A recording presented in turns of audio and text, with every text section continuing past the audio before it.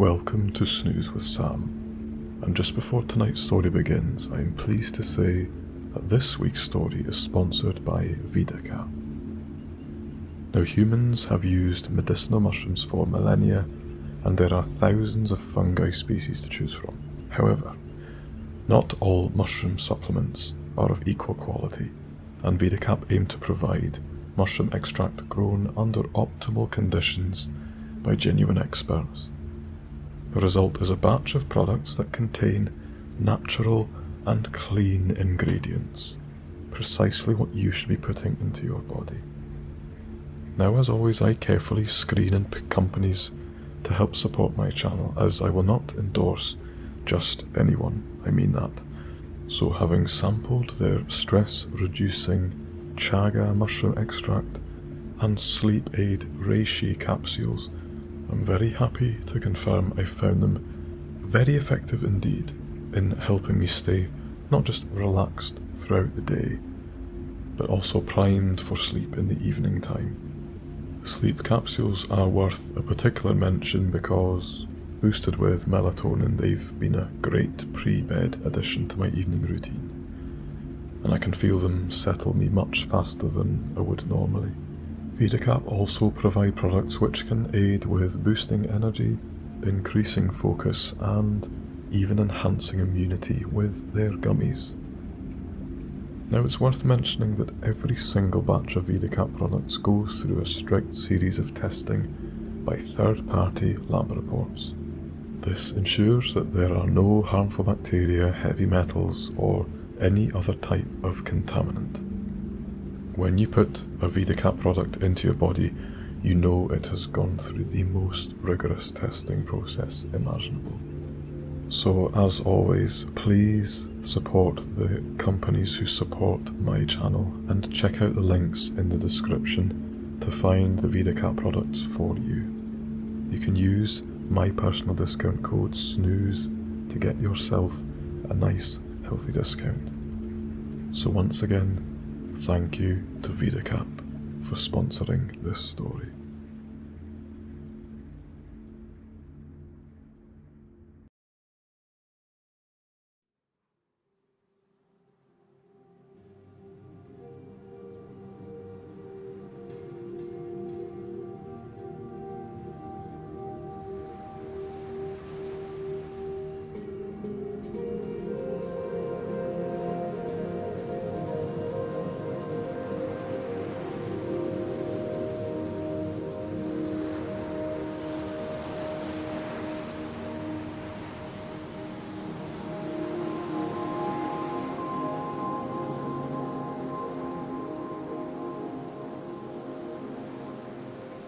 Welcome to Snooze with Sam. Scottish sleep stories, ambience, and guided meditations. Now this week I really wanted to share with you some of my fondest memories growing up on the Isle of Skye. I know at least a few of you had shown your interest in that last time we did a wee poll. So these wee mini stories or memories aren't just one person's account of their life. I've picked these because I believe they encompass what it's like to live and breathe island life, especially when younger, although not limited to that. Lots of what would be appreciated then, and that I did appreciate then, could certainly be appreciated now, regardless of age or stage of life. Now, hindsight is a beautiful thing when it comes to appreciating what one had in years gone by, of course, as sometimes we don't realise it until we are older. But for the most part, I personally did have an awareness that spending my youth on this wee island was some form of privilege. even if occasionally it just felt like a remote, isolated, rain-soaked, midge-riddled rock with not a lot of life to be had out with it. It felt like it existed in a world of its own. But that, again, was just part of growing up somewhere very rural. Your world is naturally quite small. Anyway, over the years, the true magic of calling Skye home became clearer and clearer. So here's a few of the reasons why. So as always, lie back, take a nice deep breath, and enjoy these wee stories about a boy from Skye.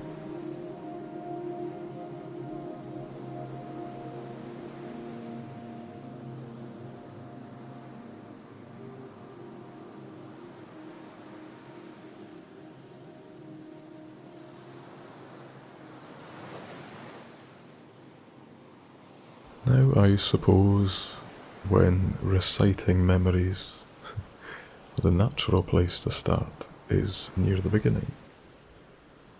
So when I think of the earliest memories I have of Skye, I probably would have been maybe 2 or 3 years old.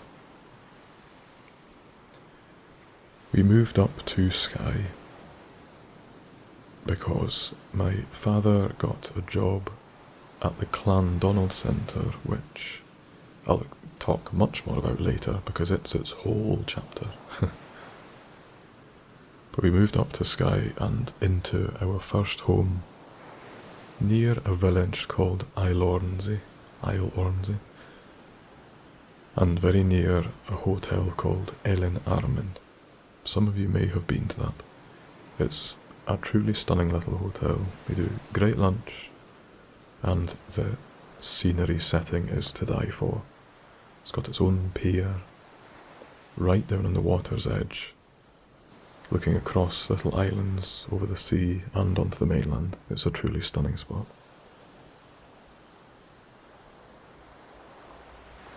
But the first home we had was a humble little 2 up and 2 down cottage at the top of a hill just off a little single track road. Now the hill sticks in my mind because, you know, when you are young, a lot of your world does revolve around what or where can I ride my bicycle or scooter or tricycle or skateboard down the fastest. And this was one of those very good hills. Perilous and dangerous in the wrong hands, but with practice. It was pretty much a race course, a drag strip, a runway all of its own. So I was a great fan of the driveway up to the house. I remember moving in, as well as moving out, because we were only there for perhaps a couple of years. But this was our first family home. Very basic. I believe we rented it, just as a stopgap. Very much a family moving to Skye to begin their children's lives effectively from a young age and raise them as children of the earth, as it were. I also remember, just as I mentioned, the Clandonald Centre, which has been renamed Armadale Castle a couple of times, but I think it's back these days to the Clandonald Centre. Like I said, my dad got a gardening job there, groundskeeping, because that was his trade at that point. And I think I remember that initially, at least, he commuted about 3 or 4 miles along single track roads to this place on a little Honda C50, 50cc scooter or motorcycle, whatever you want to call it. That was his first mode of transport, at least for doing the work commute. Thankfully I didn't or don't remember a rather nasty and serious accident he had on said motorbike, which left him rather battered and unconscious on the road at one point, and I think he has scars to show for it. This was frequently brought up when I began riding motorbikes, albeit a bit later, when I was 18, 19, as some form of natural parental deterrent. Can't blame him, can you? But if I recall, Mum also has scars from a motorbike accident, so hey-ho. Everyone in the family has ridden a motorbike, so they can't dissuade me. And I'm still here, well over 10 years later, as a seasoned biker. I've only come off once, and learned from it. Anyway, yeah, the earliest memories were definitely of that first home. We lived next to a lovely couple, Mr. and Mrs. Pat, and they would always just have me and my sister around just to give us a wee drink of juice or a wee biscuit or something. It was very much an open door policy back in those days, which was lovely. Both very, very sweet people. The other thing, I suppose, the earliest memories will have been of is my first school or preschool as well. Kind of before 5 years old, we went to the equivalent of nursery or preschool, or Gaelic preschool was called Crolachan, and hand on heart, the Gaelic preschool was a two-roomed cottage on a hillside, again with just another little single track dirt road to it, and this was the local kind of care centre, I guess. Very basic. Maybe only 10 kids were either dropped off for a couple of hours while parents did, parenty things, and then but it was just the humbleness of it all. It was it may only be 25 years ago that this all happened, but that's just the nature of rural Scottish Highland living, is that realistically it was even further back than you might imagine. And it was the same at primary school as well, where things were practiced there that you'd consider fairly old-fashioned even in the 80s, maybe even a bit earlier.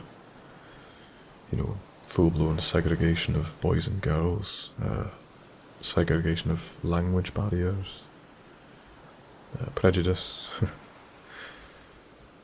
just very old-fashioned way of doing things, and all the clearer now, only a couple of decades later, a completely different world. But again, that was just the nature of being somewhere so rural and relatively separated from even mainland Scotland ways of life. Coming down to Glasgow or Edinburgh was an entirely different world, and it wasn't even done very often then, even by people who weren't as young as us. But the primary school was a lovely little school. People count was maybe around 70 to 80 pupils. There were 4 or 5 classes, and the teachers really were lovely, to be fair. We had lots of space to play outside, and the school is still there to this day. I give it a little nod every time I drive past. But just the size of it, 70 pupils might sound like a decent enough number. But when you factor it in that was only one of 3 or 4 primary schools on the whole of Skye, it suddenly gets a bit of perspective. There really weren't many people on the island back then. So I think the next main memory, I'll keep this one brief, is of, I think it was my 6th birthday. And by that stage we'd moved to our house to be for the next 20 years, the main house that we would call the home on Skye, in a little village called Armadale, near Armadale, down the south end of Skye, where the ferry came in from Malay on the mainland to Armadale. Now on this day, again, this house was positioned overlooking the sea, quite high up its own little private track. At that point it was a council house, we rented it as well, so it was also quite basic. Certainly not the house that it ended up being by the time that we left. But beside the house on this day, on this 6th birthday, there were lots of kind of early friends of the same age. All the parents had kids of the same age, so beside the house, and up behind it as well, were woods and fields. But beside the house was an excellent little slope that was a playground in itself. In the winter time it was a sledging run. In the summer and spring it was an archery range, it was a football pitch. It was quite a steep slope, so not great for football. But I just have a distinctive memory of this, very humble birthday party, if you want to call it that. And we were just playing some daft wee games. And welly boot throwing was one of those that sticks in my mind. At least a couple of children were struck by these welly boots. Obviously. Kids don't have aim, do they? But they still somehow manage to strike a skull every now and again.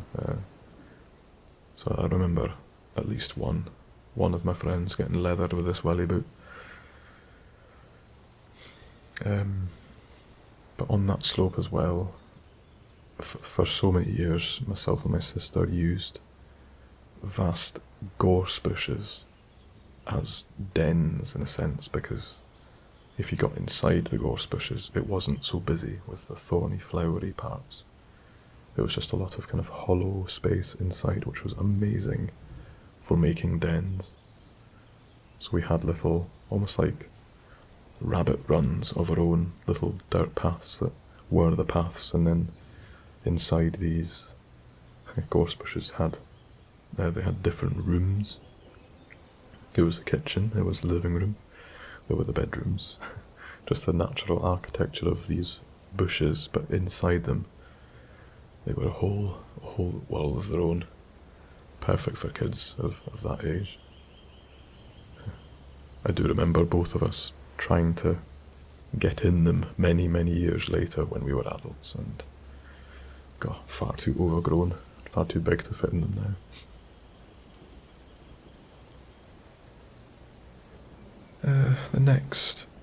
The next place I'd like to mention is an area also down the south end of the island called Kinloch. Kinloch Lodge is a lovely hotel. To this day, one of the ones I would recommend people do visit if they do go to Skye. They do amazing food and quite fantastic hospitality, and again, like lots of places, the setting is just stunning. Also right on the waterfront. It's quite a grand house in itself, tartan themes everywhere. But what's special about this place is that this was where, just down below this hotel, literally on the water, was where one of my best childhood friends, Jack, lived, who I still see to this day, actually, especially lately. We've lost touch for a long time, for a good 10 years or so, 10 to 15 years, because he left school quite early. But recently, literally in the last 3 or 4 months, we've actually connected, and he's in Glasgow as well just now, so it's a lovely thing to have reconnected with him. Either way, this was where he lived. Just the single little white house down below Kinloch Lodge. I believe his parents still live there. So if you're ever passing, you can you can pop your head in the door and tell them I sent you. Down there though, Kinloch was a playground for me and Jack, like everywhere is when you're a child, of course, but Jack was a real, proper, outdoorsy boy. He introduced me to fire. He introduced me to bows and arrows, and digging trenches, and the military, and army men, and just blowing things up in general. Him and his family used to go to France most years, and he'd drive all the way. And because I believe it was legal to bring them back, or you could buy them in France, firecrackers were at the top of their shopping list. So every time they got back from France, there'd just be this enormous big bag of firecrackers, which would tend to last about a year before they go back again. So either way, me and Jack would be running around the woods, building little forts and digging trenches to put little army men in, just to end up blowing them up again. But there's something extremely satisfactory about doing that. I like to call it a physics lesson, if nothing else, but proper wonderful memories of that time, and of Jack, and down by Kinloch Lodge. You should definitely go and visit if you are there.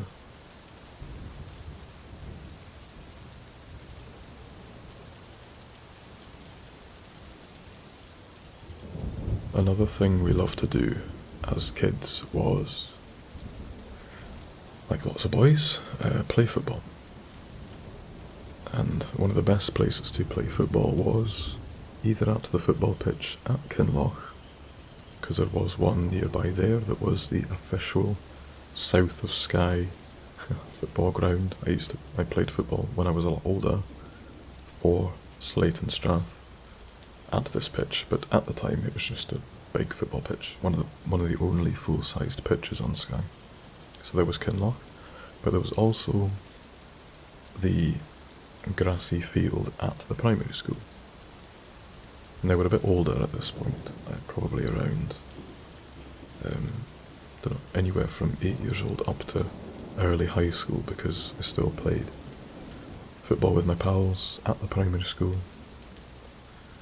One of my fondest memories is just on sunny summer evenings, I would just phone up one of my best pals, Fergus, or vice versa, and he would just say football, and I'd just say football, and then boom, at that point I would hop on my bike and cycle 3 to 4 miles along the seafront to the school and take a ball in a pump, because they usually went flat, or we usually lost a ball in the woods or something, but there was just something very special about that. It embodied the ultimate freedom of being young, to enjoy the innocence, I suppose, but also old enough to make your own decisions like that, and because it was rural and the world was a small and friendly place, that was just life, and parents didn't think anything of it. Once you were old enough to be responsible, that was you. You were able to go and do whatever you wanted to do, within reason. And it was little journeys like that, although it was only 3 or 4 miles. When you're young, 3 or 4 miles is quite far, and when you're on your own, bicycling along, It was a first taste of independence, I guess. That aside, playing football is always fun, and it just, when I think of the image, it just embodies the summer, the kind of windless nights where it's blue skies and everything is lush and kind of a golden hue to it. Probably the exact definition of rose tinted, but firmly believe it was just rose tinted. It wasn't. I'm not making it up. The other nice thing about doing that was that my mum worked for many years at the local doctor's surgery, which was right beside the primary school, overlooking this grass pitch where we played football. So depending on the time of day, she would be at work a lot of the time, so I'd just run up the hill, just have a wee chap on the window. She might not have known I was even there, but she'd always be happy to, wave, or I'd pop my head in and have a wee chat with her briefly. It was nice.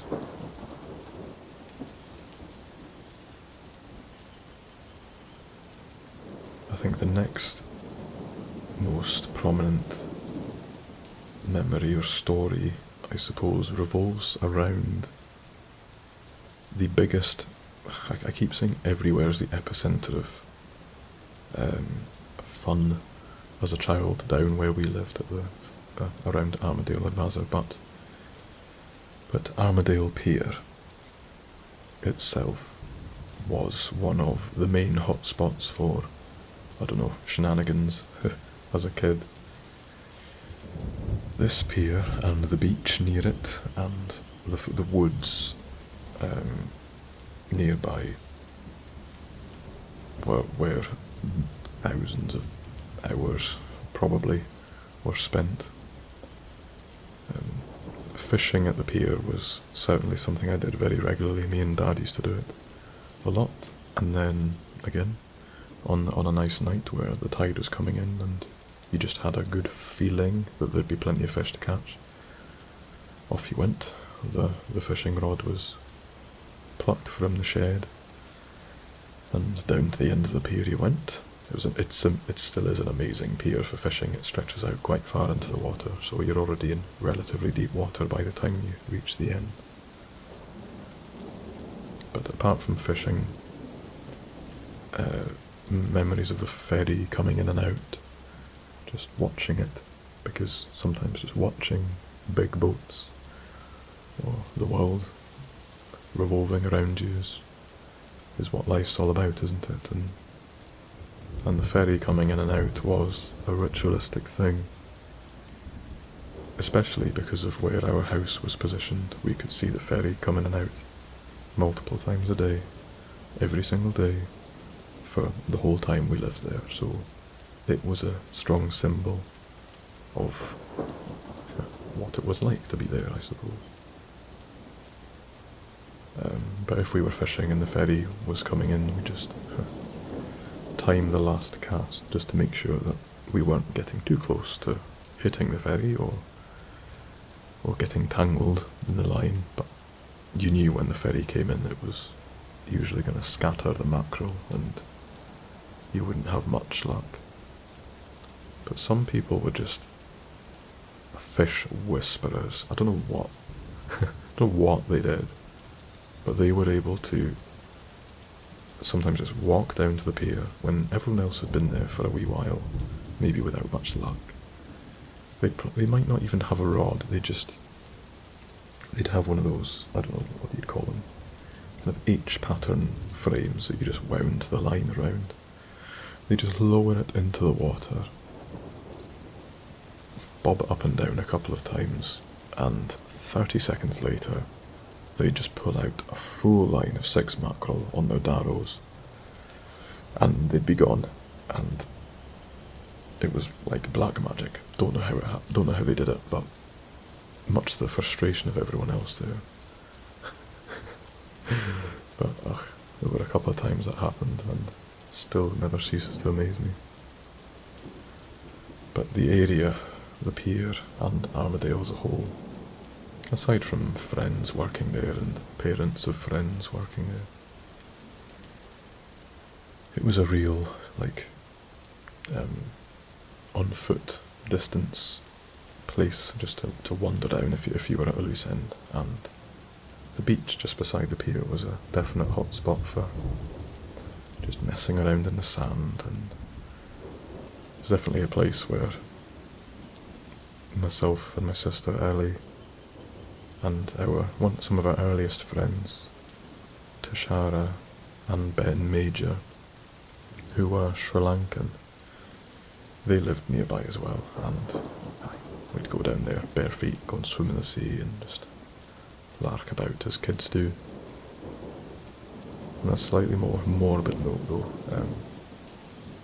we'd get a lot of just moon jellyfish in the area, as you do jellyfish season. The sea's just full of them. But they'd wash up on the beach and, be left there for a couple of days, and obviously they passed away, but I doubt we started it, but I certainly remember a few points when we were very young and naive having jellyfish fights, because, there's just hundreds of them everywhere. Poor little creatures. I'm going to blame Tashara for that one. She definitely threw a few in the first instance, but kids will be kids, eh? Sometimes you don't learn until later.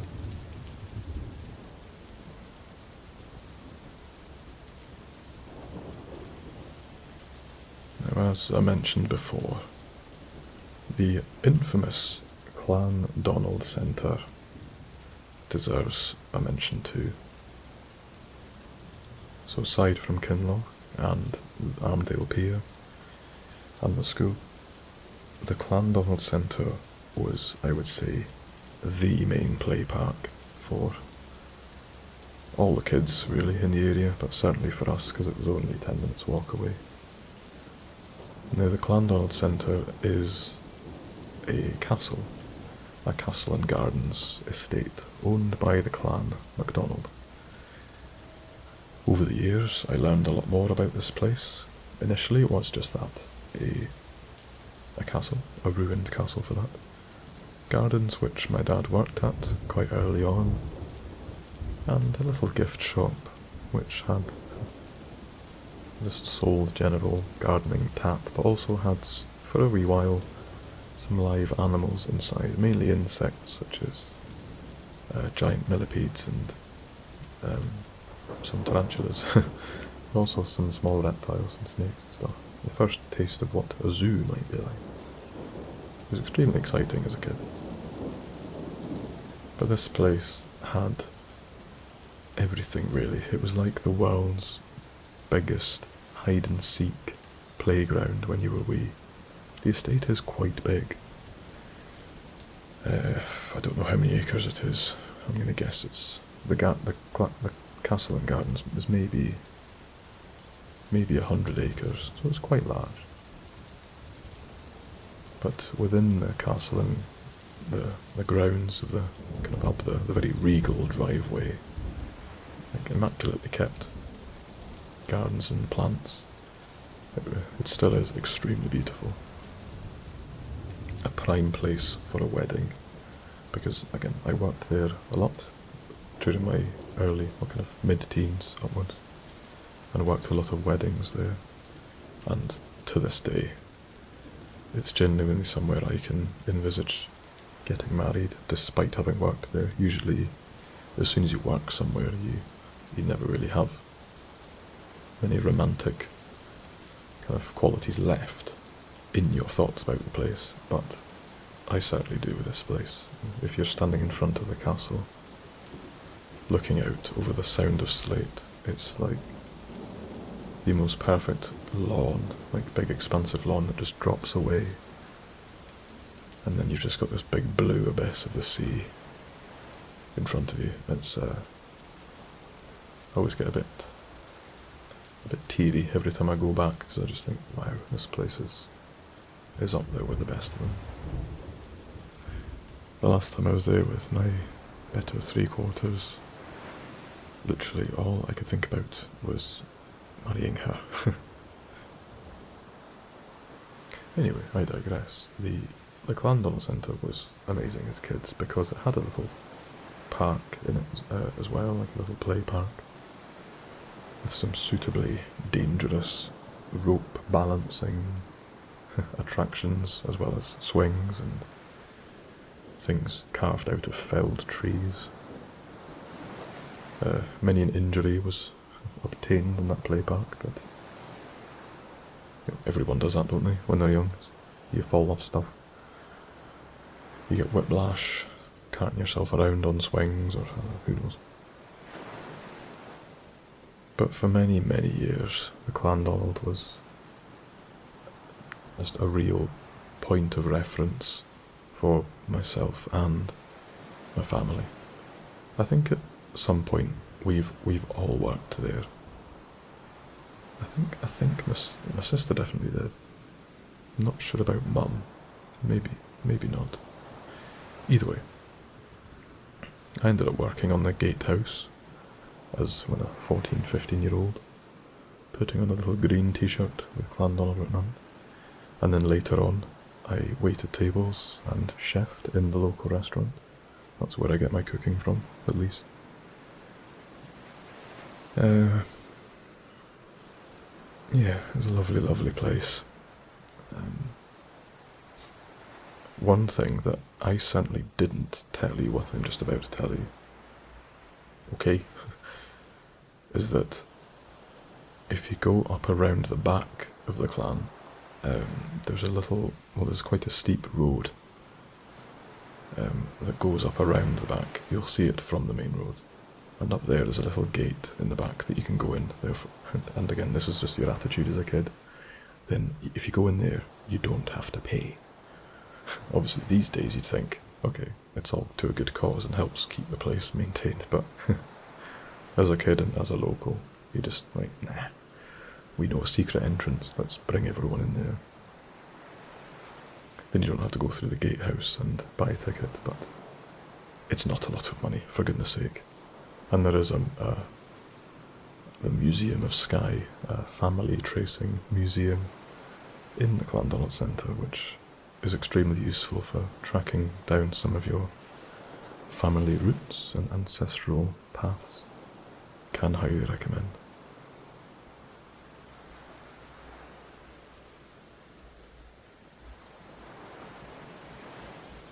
Now, I think the last one for now is going to have to be the family home, of course. I guess you have to give the family home some credit. Now, yeah, fine, a family home is a family home. It's always going to be a special memory. Because that's what makes it special, isn't it? It's the fact it was the place that you were raised. And many years were spent there, and lots of phases of your life, again, revolved around this place. I think, in the end, we were there for, 24 years, there or thereabouts. But from the early days of it being a council house, which just had some grass surrounding it, and it was a very basic place, as they all were, right up to 23 years later, where it was almost like a botanical paradise, with the most beautiful decking out the front of the house, a prime spot for stargazing and having fires, because we had a good couple of fire pits, because having fires and stargazing and toasting marshmallows and so on was just a part of life. You know, does it a discredit to talk about it as a special thing because it was just so commonly done, you don't even think about it. But from the early days, it didn't take long before both Mum and Dad got their hands dirty, as they always like to do, and started to slowly but steadily transform this kind of bare bones landscape of a house and garden, wasn't even a garden, through to a complete oasis fundamentally. It didn't take long before they at least, I say we, I can't take too much credit for it. When you're a young kid, you don't have too much interest in it, do you? But they planted dozens of trees and bushes and shrubs and flowers and made rock beds and raised flower beds and dug up a driveway, made a vegetable patch down the bottom, fenced in so it didn't stop the rabbits getting in there and nibbling away on everything. But that vegetable patch was an incredible thing. For a wee while, it was everything was grown in there. And during kind of the summer and early autumn, where everything was ripe and prime for picking, it was a feast for the eyes. So much colour, flower, and there'd be a couple of varieties of kale and lettuces and carrots and onions, but the most amazing bits were the fruit bushes, like gooseberries and red currants, and up the back, the ever-reliable raspberries and sweet peas, mange tout, whatever you want to call them. They were always very reliable and very tasty. And just it was its own little paradise in there too. A little wooden gate, and the fence into this vegetable patch was probably about 6 or 7 feet high, just because it made a useful wall, effectively, on which to grow things against. So it was properly like entering a different world when you went into this patch. Oh, it was amazing. Over the years, it did get a bit overgrown, just as life went that way, but it was an amazing place. I think the main reason it did was maybe in late kind of mid-2000s, late 2000s, in its place came a polytunnel, because it became quite clear that when it worked, planting and growing outside, but such is the nature of the weather, rain and winter could be very harsh.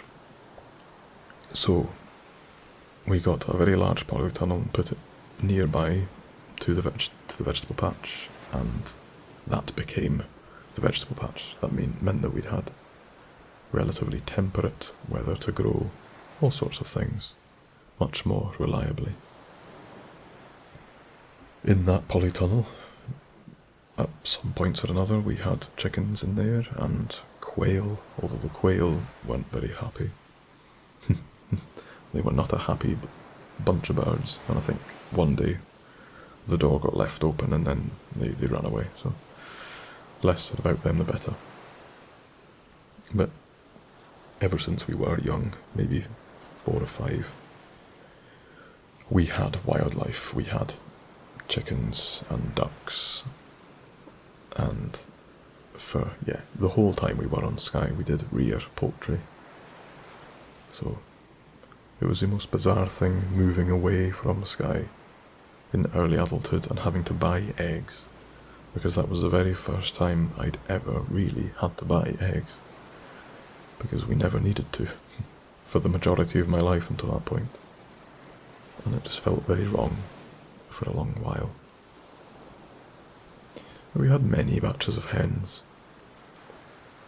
ranging from just standard little brown ones. The variety escapes me. We had brown ones, we had black ones. We had lots of cockerels at one point or another. We had a couple of families of bantam hens as well. They were funny. They resembled pigeons more than chickens, to be honest. And their eggs were like uselessly small. But they meant well, and they were they were very sweet wee things. Then there was the ducks. We did have ducks for a wee while. But they're funny. Yeah, of course they need water, but they weren't quite as sociable. The chickens were a good laugh, because they were relatively friendly, and you could pick them up and mess about with them and just play with them, but ducks were their own thing. They were hilarious because they would, especially as ducklings, when they hadn't quite found their feet yet, they'd end up rolling about, rolling down the hill without any real way of stopping.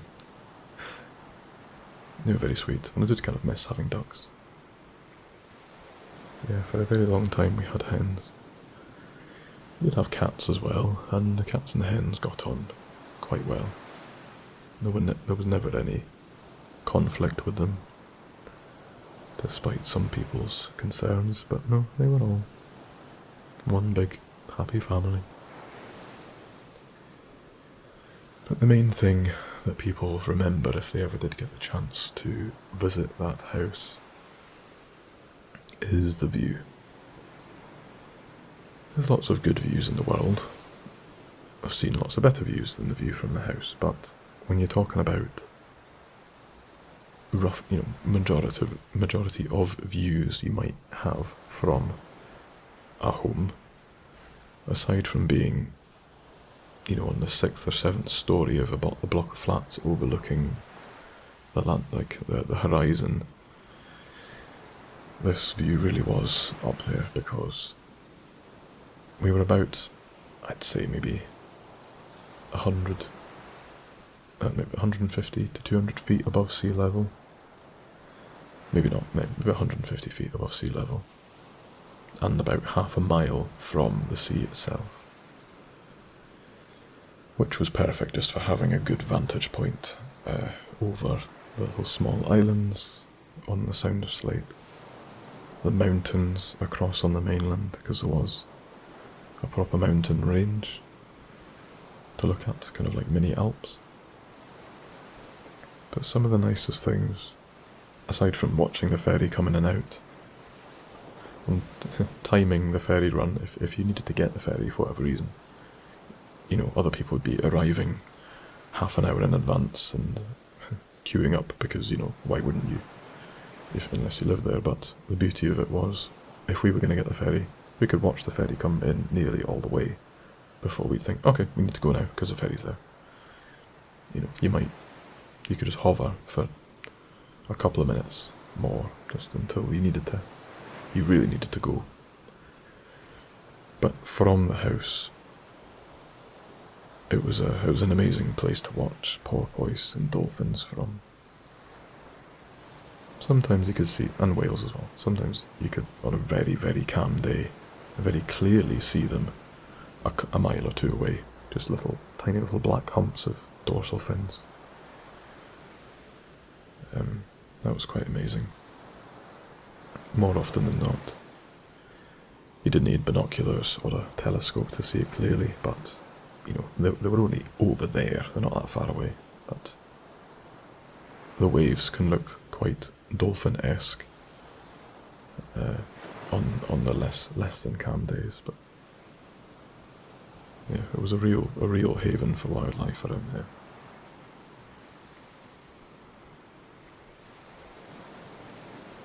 Anyway, that's, for now at least, just a little selection of things which have just come to mind, because it's impossible to pack in nearly 20 years of life into a few anecdotes. But yeah, it's been a nice informal little casual chat. But if you'd like to hear more, because there are plenty more, that's all mostly in the first 10 years of being there, there's another 10 years to follow. If you did want to hear more, just let me know. I'm always open. Anyway, just let your mind wander and imagine what it'd be like to live on Skye yourself, or somewhere really rural. I hope those have given you a little taste about what life is like, at least in the southern end of Skye, because that's what I've spoken about mostly, if not entirely. There is a whole other half of the island full of incredible geography and geology to talk about, because this is the nature of it too. Skye seemed like a big place to me, even when I was very young, because it's 50 miles long and 30 miles wide. And life was in mostly the southern end of the island, but then when I turned high school age, I was up north at the high school, which almost completely redefined what even I thought the island was. But perhaps that's a story for another night. Sleep well, and sweet dreams for now.